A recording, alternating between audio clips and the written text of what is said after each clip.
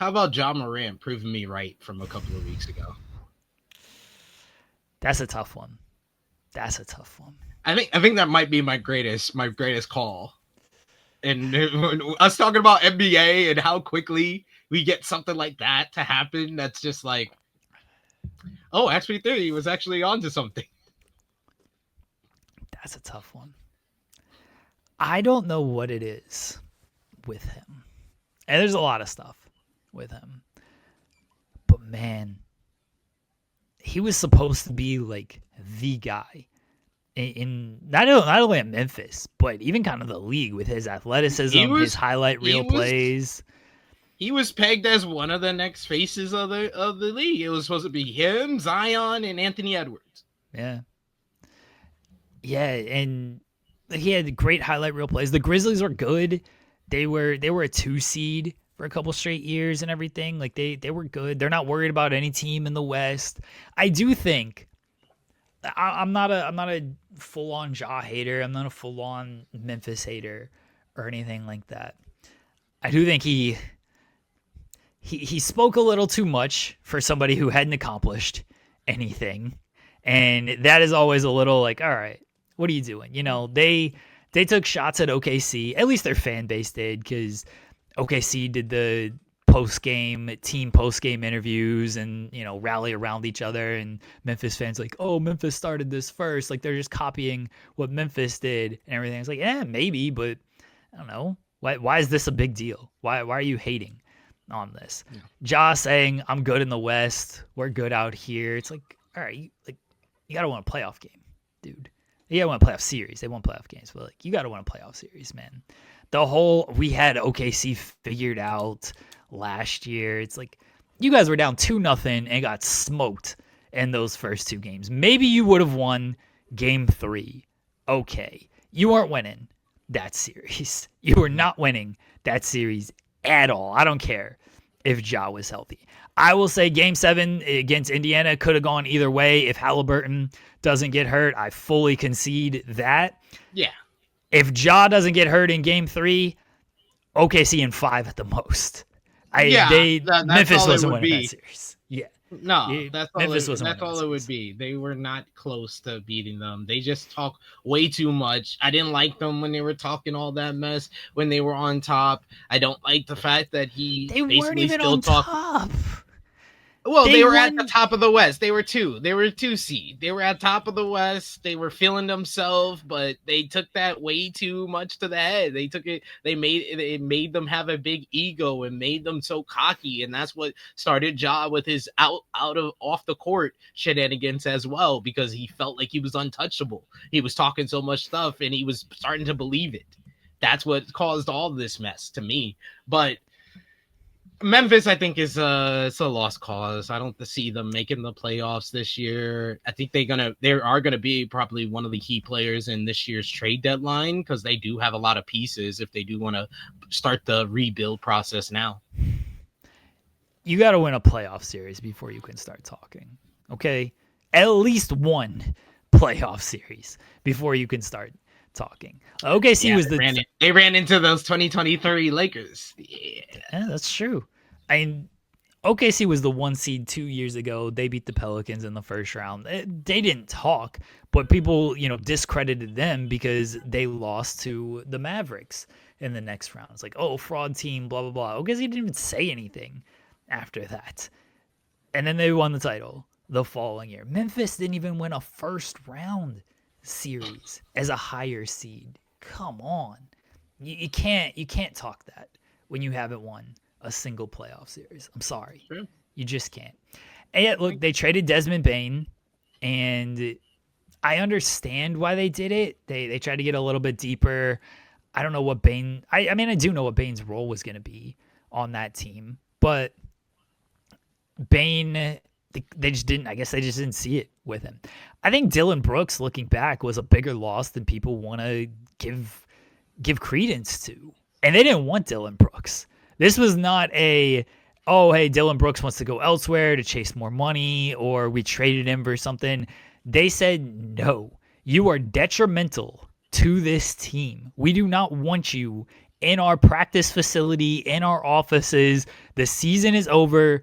Do not show up to your exit interview or anything. We do not want you around. And I don't think like super high of Dylan Brooks, but he went to Houston the past couple of years and played really well for Houston. He helped change that defense around for sure.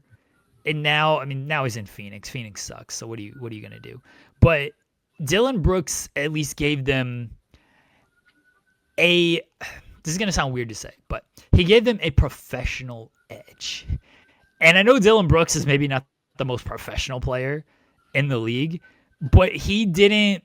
He seems like he crosses lines on the court and everything. He'll trash talk. He'll get physical. He's not afraid to mix it up and everything. But he's not doing stuff off the court that is completely killing the team, like Ja has been caught doing and everything. Dylan Brooks is just, he goes in there, he gives you that edge on the court that some teams need. And when you're a Memphis and your whole identity is grit and grind, like Dylan Brooks fits that to a T. Losing him didn't make everybody more professional, which is what they thought. It's like, no, you're a detriment and everything. Turns out he was kind of babysitting a lot of these guys as far as keeping them in line a little bit. Because Dylan Brooks left, and it's like, oh, now we can like really just run wild out here. Where do you think Ja gets traded to? What's an ideal spot for Ja Morant?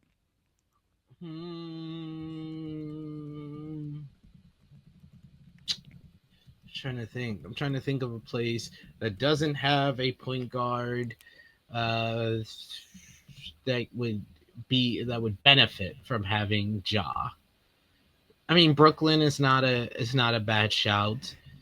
Does Brooklyn want him though? I mean, no, but they'll take him. I think they take him.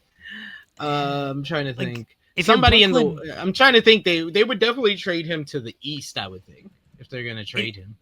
If you're Brooklyn, like who are you giving up for him? You got a lot of young players. I don't know how good these young players are.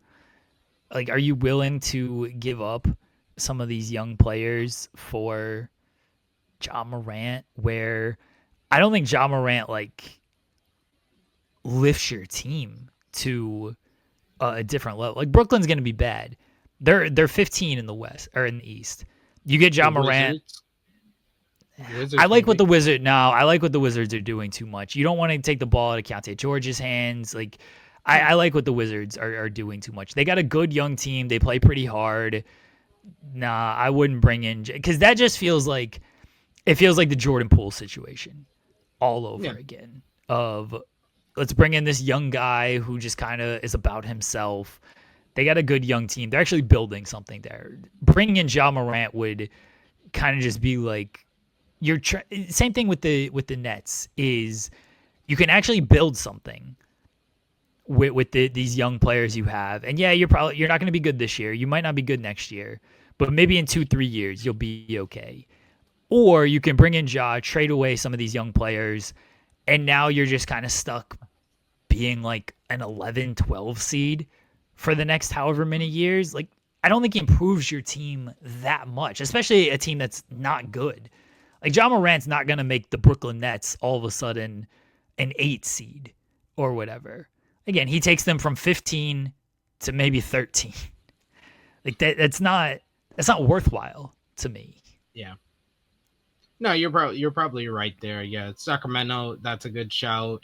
I was going to say the Miami Heat, because I think Mitchell, he would probably play better coming off the bench than being a starter. I think that he can give them more energy coming off the bench if you get someone like that. And I think because of Pat Riley and Eric Spoelstra being very experienced and dealing with big egos in the past, like a LeBron James, like a Dwayne Wade, like a Shaquille O'Neal, I think they would probably be the best fit as far as having the management in place that could deal with someone who is as chaotic or controversial as Ja Morant has proven to be. You go to Miami. Who's Miami giving up in this situation, though? I mean, they might have to give up Davion Mitchell Yeah, because I probably. don't know. I don't think they want to give up Jaime Hosquez. Maybe you want to give up. Hame. Maybe you want to give up Jovic, Nikola Jovic. He's kind of been up and down. Maybe they're willing to part with Wiggins is a him. good shout. Yeah, Wiggins has played They well give for up them, Wiggins for, but they'll give it. The whole reason he's playing well is for them to trade him. He's not playing well because he's a long-term fit for the Miami Heat. He's playing well so he can get a good trade to get the fuck up out of here. That's fair. That's fair. Yeah, Wiggins would probably be the most likely option there. I'll tell you the team I'm worried about him going to. I give up Terry Rozier. I tell you the team I'm most worried about him going to. Minnesota. Because I think he would be good in Minnesota. I don't know who they give up. I'd give up Julius Randle for him. You hate Julius Randle for some reason. I think Ja is... I wouldn't do this if I'm Memphis, by the way. Because what are you doing with Julius Randle? You already have Jaren Jackson Jr. You're going to play Jaren Jackson Jr. and Julius Randle together with no point guard? That sounds terrible. So I wouldn't do this if I'm Memphis, mind you. But if I'm Minnesota, I at least try to find a way to do this. You pair Edwards with Ja, Gobert setting screens and everything. You got some good shooters. Like I think there's a way for this to work. And he actually improves that team. Like he makes that team better in the West. These other teams we've been mentioning, I mean Miami, yeah, he makes them. I think he makes them into the upper portion of the East, not like top tier like Cavs, Knicks with all these injuries, but certainly they would be in that second tier with like, well, I guess the Sixers, you got to consider them in the second tier now. Yeah. After the first week that they've had, or first 2 weeks that they've had to the season, and then like teams like the Bucks and stuff. So yeah. You got Ja, you got Bam, you got Tyler Hero. That's a big three in the East. Yeah, that's especially a big three. That's a big three in the East. Double from Bam. You got Ja putting up 20 and 7, and then Hero putting up 20 and 7 himself. That's a big three. Toronto for Ja? I don't know. I don't know what Toronto is right now. I think they're still trying to just like figure things out. I mean, maybe they would look at. I don't know what Ja's value is, though. I don't think it's high because of the off the court stuff. Like I definitely don't think it's high. And then even on the court, not a great shooter, not a great defender. His athleticism has slipped. Like he doesn't get to the rim like he used to. He's not the same player. That's what I said when we talked about. He's not the same player. He's only like 26. I know, but that year or that time that he was suspended, I haven't seen that same Ja before the suspension, since the suspension. I haven't seen it. I'm still waiting for him to show back up. Maybe he got lost in the suspension. I'm looking at his numbers this year. Do you know what he is shooting from 3 on 5 attempts per game? 5 attempts per game. He is a career, mind you. I'll take out this year for him. He is a career 31% shooter from 3. Do you know what he's shooting this year? 15. 15% on 5 attempts. You only make 1 at best. Not even.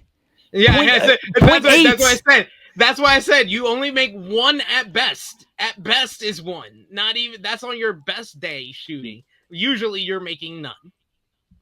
0.8. Yeah, he hasn't been good this year. He's at his lowest scoring output since his second season.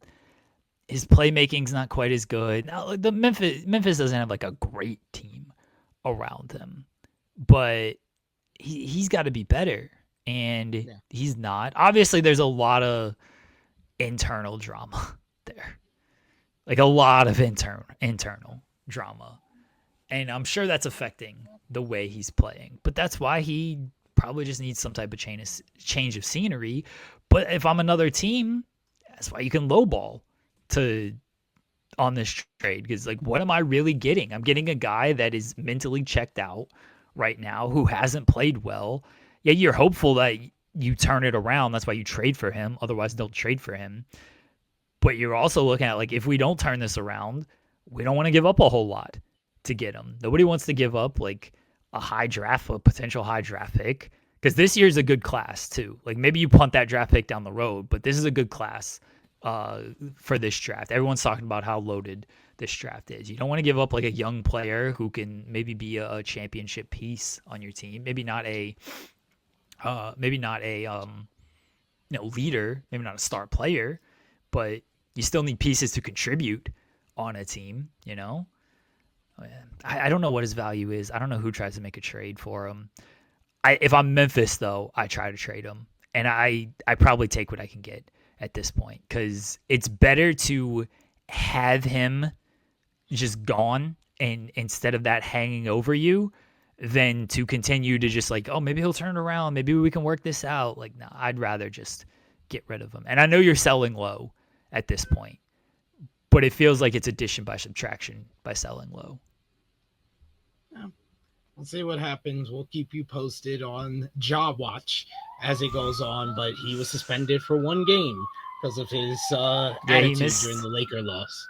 Yeah, he missed a couple games ago. He was back last night. He played last night against the Pistons, and they were down big in that game. They started to rally. They came back, and then Cade Cunningham said, nah. There's plenty more over on Fightful Overbooked. Click that subscribe button. Tap that bell. Get your notifications. And while you're at it, like the videos. Interact with them. Say some stuff. We want to hear from you. While you're at it, join us every Monday through Friday, 10 a.m. Eastern, live for In the Weeds. You might like it.